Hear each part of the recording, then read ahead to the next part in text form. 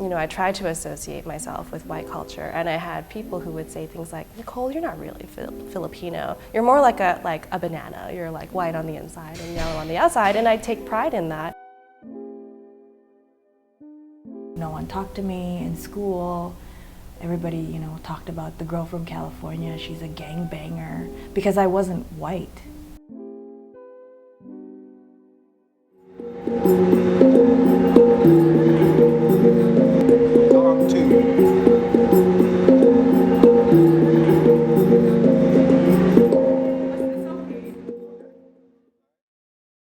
My name is Mangosing, and I am one of the co-founders of Kapisanan Philippine Center for Arts and Culture. And I have already stepped down from that role, and now I am a fashion designer. The second day I got here, I didn't know anyone. I came here, I stayed with a friend's grandfather in Kensington Market. I went across on Spadina and bought a bike from Uncle Jacob's. And then I just rode around, and it was like hot out, it was humid, and I was like, oh my God, it's like Manila. I love this place. I was so happy. And then I realized the last 12 years of my life in Vancouver, I think I was depressed. I was like so happy to be here. I didn't know anybody. I bought a one-way ticket to Toronto. I didn't know nobody.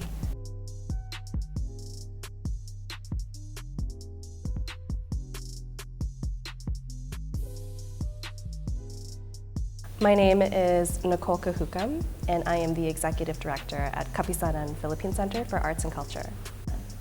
I became involved at Kapisanan 4 years ago, shortly after I graduated from university, and I was looking for some interning experience.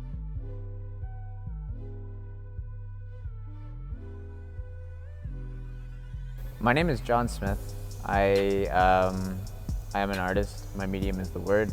I am a philosopher as well. I do carpentry on a full-time basis. I study equity at U of T on a part-time basis, which is intersectional feminism, anti-oppression, and social justice. I did work with Kapisanan over the summer, and for a lot of these things and other things I do, I wouldn't be able to be saying that I'm doing them without Kapisanan. The reason why I started kind of getting into the Filipino stuff was art school. In Vancouver, I went to Emily Carr, and it was my white professors who told me to get involved with the Filipino community organization there. And so that was a big shocker for me. I was like, what? It was like offensive. It's like, how are you telling me that I should go be Filipino? So that kind of started the dig. Before joining Kapisanan, I didn't want to identify as Filipino-Canadian because I was embarrassed to be Filipino. I was embarrassed to have immigrant parents.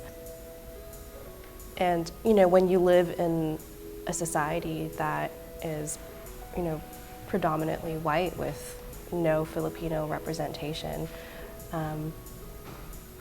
you will of course be affected by that.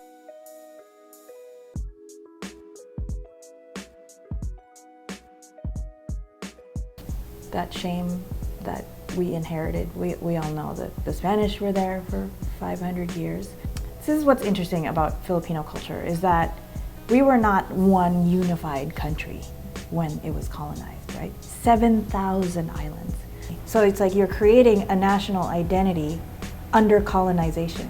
As much as we're born here, our parents almost tried to make us forget where we came from, because they had so much baggage about coming here and adjusting and, colonial mentality in general, that, we came up with nothing, like void. At some point, you need to take that ownership back, And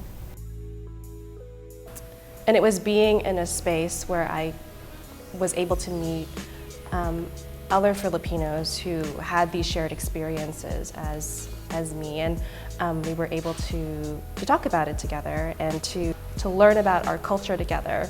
What Kapisanan had to offer was amazing, and it was really a transformative experience for me, and it really shifted my trajectory in life.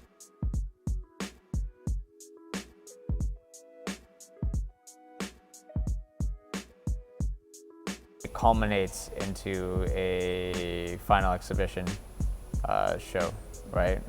So it's kind of like our debut as artists. Before I entered the NAV program, I had seriously doubted my artistic capacity and where I was going and if my dreams were even possible anymore.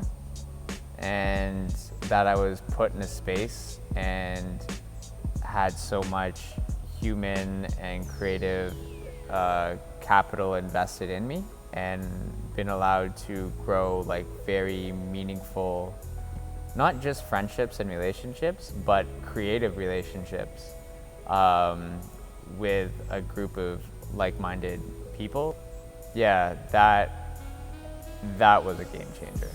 That was the most valuable thing I walked out of that program with. Through the 6 months, the quirkiness and the stuff that they hate and love about their parents gets explained through cultural immersion. A lot of crying happens, a lot of like digging for, like familial things and kind of cultural things that you don't realize has affected you so intensely when you're living in a non-homogeneous culture.